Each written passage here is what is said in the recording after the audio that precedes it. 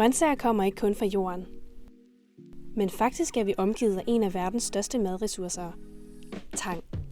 En fantastisk alsidig fødevare, som kan supplere til vores hverdagskost. Og ikke mindst erstatte overdrevet landbrug og give mere plads til dyre- og planteliv. Tang har mange fordele. Men ikke mindst er tang utroligt sundt og kan gro uden jord, sprøjtemidler og gødning, da tang ikke har rødder. Men derimod optager al den CO2, vi skaber, og omdanner det til ilt. Vi vil gerne genskabe dyrkelsen af tang, og virkelig gøre en verden lidt grønnere med det tang, vi allerede har.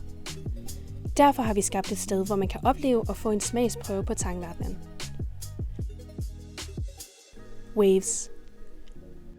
Waves er en tangfestival, som hylder tang og byder på nye, spændende og unikke kulinariske oplevelser for alle.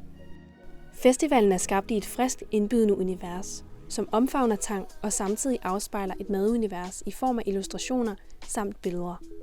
Det er spredt ud på sociale medier, festivalelementer, wayfinding, POS-materiale og ikke mindst en introducerende tangopskriftssamling med guides, som gør det nemt at tilføje tang i hverdagsretter.